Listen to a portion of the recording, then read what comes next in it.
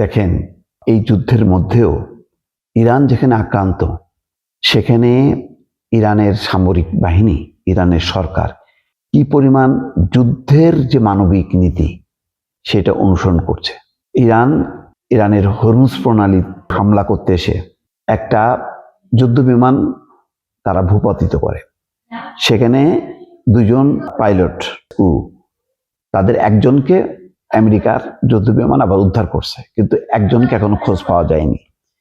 সেই নিখোঁজ মার্কিন ক্রুকে জীবিত ধরায় দিতে জনসাধারণকে $৬৬,১০০ পুরস্কার ঘোষণা করছে ইরান।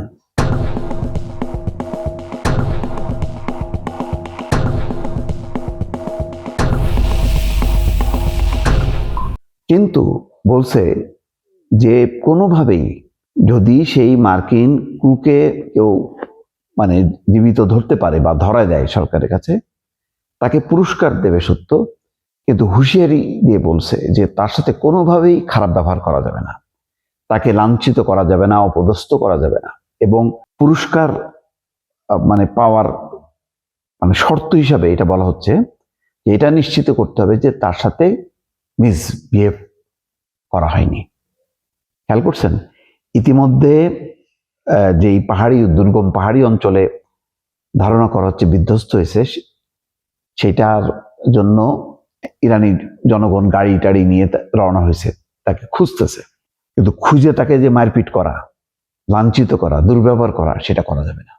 তার মানে দেখেন, এত কিছুর মধ্যেও ইরান কিন্তু তার নীতিতে অটল আছে যে না, যুদ্ধে অংশ নিতে যে শত্রুপক্ষের যদি কোনো সৈন্য ধরা পড়ে, তার সাথে আন্তর্জাতিক যুদ্ধ আইন অনুযায়ী তাকে সম্মান করতে হবে, তাকে নিরাপত্তা দিতে হবে এবং তাকে যুদ্ধবন্দির মর্যাদা দিতে হবে, সেই আহ্বানটা জানাচ্ছে। আপনি এটা কল্পনা করতে পারেন, ধরেন ইসরায়েলের সাথে যুদ্ধ হচ্ছে ইরানের এরকম যদি কোনো পাইলটকে যদি তারা পাইতো, প্রতি স্পটেই গুলি করে মেরে ফেলতো তাকে, অথবা নির্মম নির্যাতনের মধ্য দিয়ে মেরে ফেলতো। ইসরায়েল কিন্তু এগুলি ধার ধারতো না। ইরান কিন্তু ধার ধারছে এবং বলছে তাকে যদি কেউ খুঁজে পাও তাহলে তোমাদেরকে $৬৬,১০০ দিব। ইরানে শুক্রবার ভূপাতিত করা মার্কিন যুদ্ধ বিমানের এক নিখোঁজ ক্রুকে খুঁজে বের করতে সাধারণ নাগরিকদের পুরস্কার দেওয়ার ঘোষণা দিয়েছে ইরানের একটি টেলিভিশন চ্যানেলের সংবাদ উপস্থাপক। ঘোষণায় বলেন, সামরিক বাহিনী নিখোঁজ মার্কিন ক্রুকে খুঁজে বের করতে অভিযান শুরু করেছে।